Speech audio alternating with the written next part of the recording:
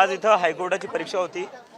इथं खूप दुरून दुरून मुलं मुली आलेले होते परीक्षेला। बीड, अंबेजोगाई, अमरावतीवरून आलेले होते आणि जेव्हा ते मुलं परीक्षेसाठी आले, परीक्षेला बसले, तर त्यांना माहिती झालं की इथं जे कम्प्युटर आहे ते कम्प्युटर नीट चांगले काम करत नाही, कोणाचं कीबोर्ड काम नाही करते, तो कोणाची स्क्रीन काम नाही करते आणि 10 मिनिटाच्या आत सगळेच विद्यार्थी लॉग आउट झाले। याचा अर्थ सर्व्हरही चांगलं काम करत नव्हतं आणि मी असं पहिल्यांदा बघतोय की सगळेच्या सगळेच विद्यार्थ्यांना फेल करण्यात आले। तर हे विद्यार्थी फेल नाही झाले, सिस्टम फेल झाले, सरकार फेल झाले, विद्यार्थी फेल नाही झालेले। आणि इतक्या दुरून दुरून जेव्हा विद्यार्थी येत आहेत तर ह्या विद्यार्थ्यांना सांगतायत की तुम्हाला अकला नाही का परीक्षा कशी द्यायची। यांना अकला नव्हत्या का? मग आधी जर यांना माहिती आहे की ऑनलाईन परीक्षा होती तर यांना अकला नव्हत्या का चांगल्या कीबोर्ड आधीच लावायचे? यांना अकला नव्हत्या का की सर्व्हर बरोबर आधीच चांगले सर्व्हर करायचे? स्वतःला अक्कल नाही या सरकारला आणि विद्यार्थ्यांची अक्कल काढतात जितक्या दुरून गरीब घराचे परीक्षा द्यायला येत आहेत। तर आता मुलांची अशी मागणी आहे की एकतर री एक्झामिनेशन झाली पाहिजे, तर जोपर्यंत री एक्झामिनेशन होत नाही आणि तुर्तास झाली पाहिजे, ती नोटिफिकेशन लगेच आलं पाहिजे, कारण की दुरून विद्यार्थी आलेले आहेत आणि 2 शिफ्ट बाकी आहेत आणि जोपर्यंत बाहेर येऊन जे डिस्ट्रिक्ट कोर्टाचे जज आहे ते गॅरंटी देत नाही, नोटिफिकेशन देत नाही, लिखितमध्ये देत नाही, तोपर्यंत इथून कोणीच सरकणार नाही।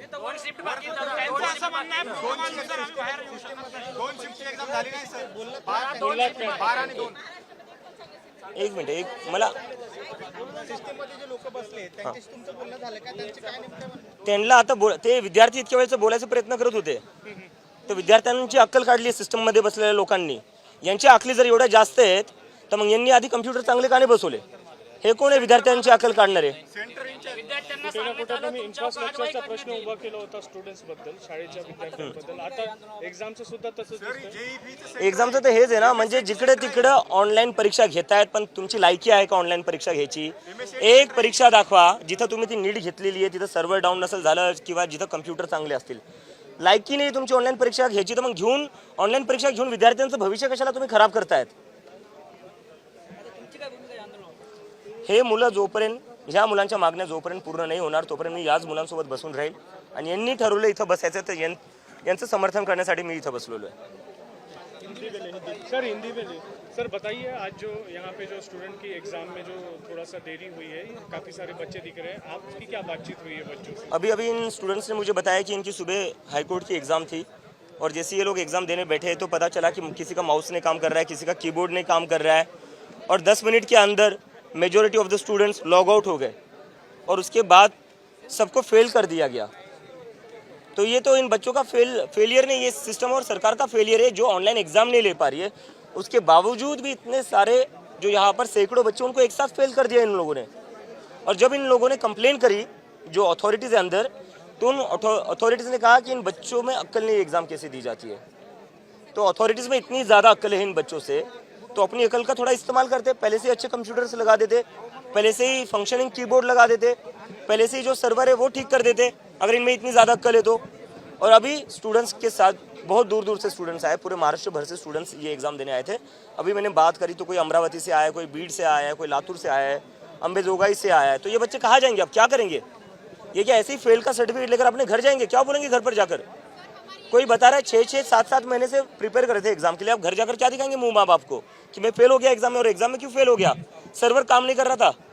तो ये सरकार की गलती है। अंदर जो भी बैठा है, मुझे बताया गया कि डिस्ट्रिक्ट कोर्ट के जज बैठे, वो बाहर आए, रिटर्न में दे कि एग्जामिनेशन फिर से होगी और अब आज जो कंप्यूटर्स थे उन कंप्यूटर्स पर नहीं होगी। इसके बाद ये ऐसा फिर से हाल होना नहीं चाहिए। बच्चों का भविष्य दांव पर लगा हुआ है। आपकी उनसे कोई बात हुई है? अभी उनको ये बच्चे बात करने गए थे तो उन्होंने उनकी अकल निकाली कि इनमें अकल नहीं है। तो अभी मैं चाहता हूँ डिस्ट्रिक्ट जज को अगर बात करनी है तो वो यहाँ नीचे आ जाए, नीचे आकर सबके सामने बात करें। कहीं ना कहीं आपने स्कूल का जो मुद्दा निकाला था इंफ्रास्ट्रक्चर का, उसी तरीके से अभी कॉलेज के जो स्टूडेंट्स हैं उनकी एग्जाम में भी एक तरीके से इंफ्रास्ट्रक्चर का ही मुद्दा सामने आ रहा है। जैसा स्टूडेंट कह रहे हैं कि कहीं पे कीबोर्ड काम नहीं कर रहा है, कर्सर बराबर नहीं दिख रहा है, आप क्या कहना चाहेंगे इस एग्जाम में? नहीं, मुझे इस पर ये लगता है कि अगर आपके पास इंफ्रास्ट्रक्चर नहीं है, अगर आप ऑनलाइन एग्जाम करवा नहीं सकते तो आप क्यों ऑनलाइन एग्जाम करवा रहे हो? किस चीज़ के लिए करवा रहे हो?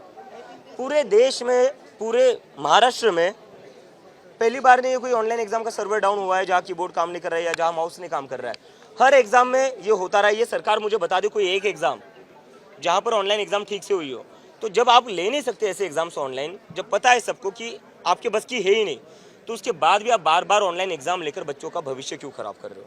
तुमचं म्हणणं आहे की ते खाली येऊन बोलले पाहिजे डिस्ट्रिक्ट जज, पण त्यांच्याकडून काही वेळापूर्वी विद्यार्थ्यांनी जे सांगितलं की त्यांना म्हणजे त्यांचं परवानगी नसते त्यामुळे ते बोलत नाही. माध्यमांसमोर याची गरज नाही, विद्यार्थ्यांसमोर तरी येतील ना, विद्यार्थ्यांसमोर तरी येतील ना. आज जशी अक्कल काढलेली आहे तशी बाहेरून बोलावं होतं विद्यार्थ्यांसोबत, आणि विद्यार्थी शांतपणे बसलेले.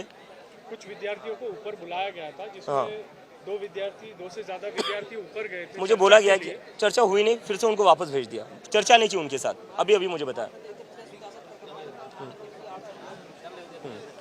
नाही तर महाराष्ट्रभर मला आता तेच कळतंय मुलांकडून की प्रत्येक सेंटरवर असं झालेलं आहे. याचं मूळ कारण हे की कोणतंच सेंटरमध्ये ते इन्फ्रास्ट्रक्चर नाही आहे. तर याच्यानी पूर्ण आता फक्त संभाजीनगरने पूर्ण राज्यभराच्या मुलांचं जे भविष्य आहे ते कुठं ना कुठं पणाला लागलेलं आहे. तर त्या मुलांनी त्यांच्या भविष्याला लढण्याचा त्यांना पूर्ण अधिकार आहे आणि त्यांनी लढलंच पाहिजे.